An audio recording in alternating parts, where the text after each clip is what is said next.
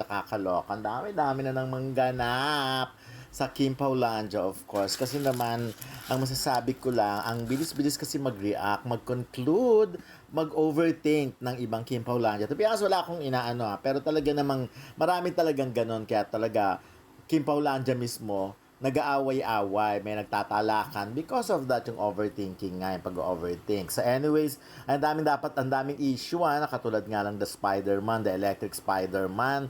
Because of that, ang dami na namang nanlalait kay Kim Chiu, tinatawag siya ng kung ano-ano. Ang sasakit ng iba, parang as if naman ang perfect nyo. Pero syempre, may mga paandar din, may mga palusot tungkol dyan na sinasabi nga isa siyang game, of course. Online game siya na nilalaro ni Paolo Avellino. So, yun na lang explanation doon. Wala namang masama kung magkamali ang tao. Kung ang daming beses ko nagkakamali, no? Minsan nga may mga words pa akong hindi alam sa edad kong to, no? Meron din mga times na nami-mix ko talaga yung mga character. Pero, hindi ako dapat mahiya because we're all human, di ba? Tao lang tayo at lahat tayo ay may karapatang magkamali. Yun lang naman ang point doon. But anyways, ayan, maraming ang paandar din itong si Kim Chiu naman, di ba? Sa kanyang sa social media, marami ang natutuwa because of that.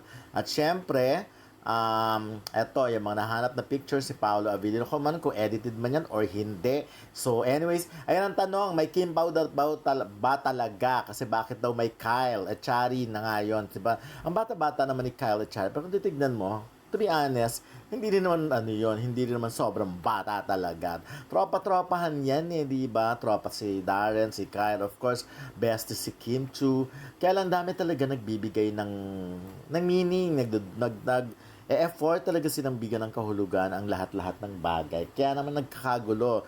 Ako naglulungkot ako for Kim Paulandia pag nakikita ko sila mismo nagsasagutan, nagtatalakan. I don't think tama yung ganun. Kasi dapat, di ba, kaya nga nabuo ang Kim Paulandia because of the unity, because of the camaraderie, because of the iisang goal, ang makitang masaya.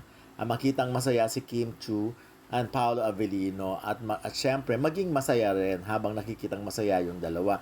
Yun lang naman ang goal di ba? Yun lang naman ang dapat iniisip. But the thing is, of course, dahil hindi naman talaga may iwasan, mga sikat na artista kasi itong mga to, kaya bawat kibot talagang parang nagiging national issue. Hindi man national issue, pero nagiging malaking, talagang big deal. So, kaya nagchat-chats, nag-trending sa X, sa social media, nagiging topic of conversation, hot topic. So, yun nga. So, para sa mga nagtatanong tungkol sa Kim Paulandia, alam nyo, kayo lang naman nag-iisip ng ganyan. Yung nagdudura pa kayo. Obvious naman, di ba, nagbibigay na nga ng nagbibigay na nga ng kung ano-anong ayuda ang dalawa. Pero bakit kailangan pang pag-isipan? Because of that, yung mga shoutout, yung kulitan na mag-best ni Darren Espanto at Kim Chiu, binibigyan ng masyadong kahulugan to the point na pati si Darren kailangan na mag-explain, di ba? Because yung mga malisyosang pag-iisip din ng iba. So, ang mahalaga naman dito, marami pa rin namang team panatag, di ba? Yung mga ganyan na hindi nagbibigay ng mali siya, hindi nag-iisip ng kung ano-ano, masama, na ang iniisip lang talaga nila ay yung kaligayahan. Kasi katulad niyan, kaya nag-trending yan yung may Paolo, nag-trending yung ganito kasi may mga nag-react agad. May yun nga, sinasabi ko, overthinking. Di ba yung mga overthinker, kaya sinusopla sila ng mga mismong kasama nila, no? Nakakalungkot yung ganito, yung makikita mong kayo-kayo, Kim Paulandia ang nag-aaway. Instead na magkakasundo kayo sa isang goal nyo, nagkailangan nyo magganyan, di ba? So, sana tapusin yung mga ganyan. Hindi magandang yan. Hindi magandang pangitain sa isang grupo yung mismong kayo mismo ay nagkakagulo. Mas mahalaga mag-focus talaga kayo sa kung ano yung binibigay ng Kim Pao sa inyo. Ganito na lang, always balikan ang mga moment na nakangiti kayo pag nakita nyo silang dalawa. Laging babalikan ang mga panahon na ang saya-saya pag nakikita nyong, for example, magkasama nga hindi lang dito, kundi sa abroad. Yung mga ganyan para hindi naman kayo para hindi masyadong kalat na kalat sa ex, kasi feeling ko, ang dami rin to be honest, may mga toxic din talaga na Kim Pao na nag-idolize sa Kim Pao Talagang bawat kibot, binibigyan nila ng kung ano, double meaning, makahanap lang ng butas, 'di ba? Yung mga ganyan. Tas to the point na i-compare pa nila sa ibang love team. Like for example, si Daniel Padilla and si Kyle Estrada o mga magkakarelasyon, laging kino-compare. Gusto nila si Paolo Avellino, parang Daniel din. Magkakaiba ng personality, tsaka hello naman, syempre. Alam naman natin si Paolo at si Kim ay mature na. Hindi na maitetanggi yan. Ilang years na lang papunta na sila sa 40 years old. Iba na sila mag-isip, di ba? Very settled na sila sa mga bagay-bagay. So, wag nang masyadong palakihin pa yung mga ganyang eksena. May mga bagay, may mga nakakaloka lang na hindi naman dapat nagiging topic, pero nagiging topic. Ako naniniwala ako, pagtanggol si Kim dun sa Spider-Man kasi walang taong perfect. At saka yun nga, kung may pinagbasihan naman yung pagkakaalam niya doon, yun, di ba? So, pero yung pagdating sa dahil kay Kyle at Chari at magduda agad ang iba dyan na may Kim Pao ba talaga, eh yun talagang may something na kayo sa utak, di ba? At hindi na maganda yon. Again, ang payo ko lang, advice ko lang, always, balikan ang mga moment na nakikita nyo yung dalawa na nagpapakilig. Ang sarap-sarap ng mga sitwasyon nyo noon na nag-iisip kayo, especially yung mga nasa Paris kayo, katulad ng mga video na yan, ng nakikita nyo, naghihintay kayo ng mga ayuda at naglabas, yun na, kilig-kilig na kilig. At syempre, laging babalikan yung mga video ng dalawa sa shows nila dahil doon mo makikita talaga na hindi mga rehearse ang mga chika nila on stage. Talagang alam mo na kung ano yung sinasabi nila, yun ang galing sa puso nila. So, yun lang muna for now. Walang lang masyadong paandar, wala masyadong ayuda ngayon. Kaya ayan, marami na naman nag-overthinking. Again, itigil ang pagiging overthinker. Kung ang balita ay Kim Pao legit, tama na talakan, dudahan. Maraming fans ng tambalang Kim Chiu at Paolo Avellino ang tiyak na matutuwa at ma-excite sa ganitong pahayag. Sa totoo lang, ang ganitong usapin ay madalas nagmumula sa mga nakikitang sweet moments, pagiging komportable nila sa isa't isa at magandang samahan sa trabaho. Dahil dito, marami ang naniniwala na may espesyal na koneksyon ang dalawa.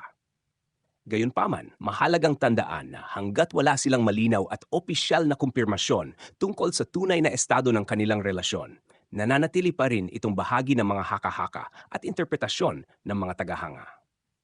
Nakakatuwang makita kung paano sinuportahan ng Kim Pao fans ang kanilang tambalan.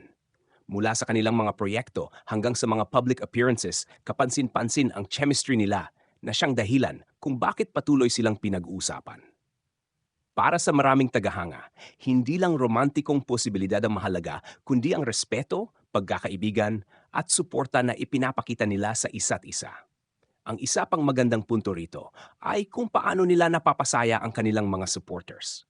Sa panahon ngayon na maraming intriga at negatibong balita sa showbiz, nakakatuwang makita ang mga artistang nagbibigay ng saya at inspirasyon sa kanilang audience. Kaya naman natural lang na maging masigasig ang mga tagahanga sa pagsubaybay sa bawat update tungkol sa kanila. Dagdag pa rito, anuman ang tunay na estado ng relasyon ni Kim at Paolo, ang pinakamahalaga ay ang kanilang kaligayahan at tagumpay bilang mga individual. Kung sila man ay magkaibigan, magkapareha sa trabaho, o may mas espesyal pang ugnayan, sila pa rin ang may karapatang magbahagi ng detalye sa tamang panahon. Kaya para sa mga fans, maaring ipagpatuloy ang suporta at pagmamahal sa Kim Pao. Ngunit mabuti ring iwasan ang sobrang paghusga o pag-aakalang kumpirmado na ang lahat hanggat wala pang opisyal na pahayag mula mismo kina Kim at Paolo. Ang masasabi ko sa balitang, Kim Pao legit, tama na talakan, dudahan, ay isa itong pahayag na nagpapakita ng matinding pananabik at kasiyahan ng mga tagahanga ng tambalan na Kim Chiu at Paolo Avellino. Kung pagbabatayan ang naging mga proyekto, interviews at public appearances nila, hindi may kakaila na marami ang nakakapansin ng kanilang natural na chemistry at pagiging komportable sa isa't isa. Dahil dito, patuloy na lumalakas ang paniniwala ng ilang fans na may espesyal na namamagitan sa kanila. Gayunpaman, mahalagang ihiwalay ang obserbasyon ng publiko sa mga kumpirmadong impormasyon. Hanggat wala pang opisyal na pahayag mula mismo kina Kim at Paolo, nananatiling haka-haka ang anumang konklusyon tungkol sa kanilang personal na relasyon. Sa kabilang banda, magandang makita kung gaano kalaki ang suporta ng kanilang fandom. Ipinapakita nito kung gaano kaepektibo ang kanilang tambalan sa pagpapasaya at pagbigay ng kilig sa mga manood. Hindi lahat ng love team ay nagkakaroon ng ganitong kalakas na koneksyon sa audience, kaya malaking bagay ang pagtangkilik na natatanggap nila. Maari ring tingnan ang balitang ito bilang patunay na naging matagumpay ang kanilang pagsasama sa mga proyekto. Kapag maraming tao ang invested sa isang tambalan, nangangahulugan itong may nagagawa silang tama bilang mga artista at entertainers. Sa huli, mas magandang suportahan sila ng may respeto sa kanilang pribadong buhay. Kung sakaling may kumpirmasyon man sa hinaharap, tiyak na magiging masaya ang kanilang mga tagahanga. Ngunit kung wala naman, hindi nito mababago ang katotohanang nagtagumpay silang makabuo ng isang tambalang minahal at sinuportahan ng maraming Pilipino. Ang mahalaga ay ang kanilang kaligayahan, professional na tagumpay, at ang saya na naibibigay nila sa kanilang mga taga-suporta.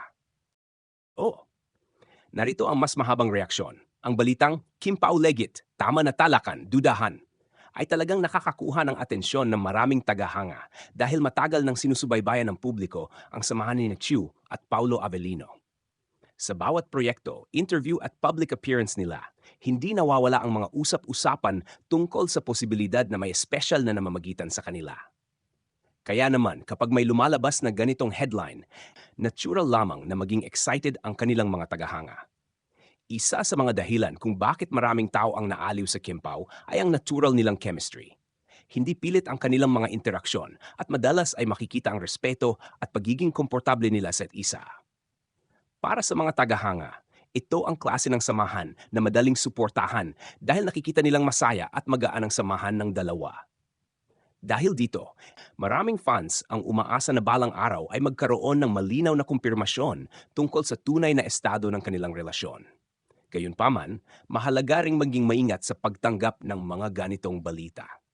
Sa mundo ng showbiz, mabilis kumalat ang mga hakaha at interpretasyon.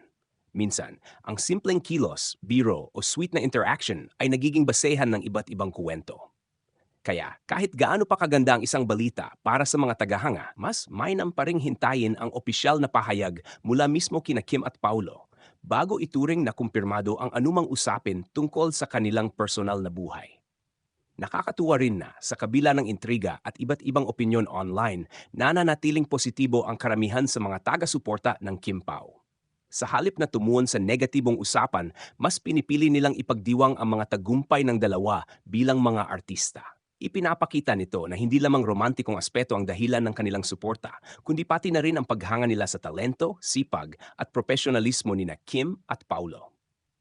Isa pang kapansin-pansin ay kung paano nagiging inspirasyon ang kanilang samahan sa maraming tao.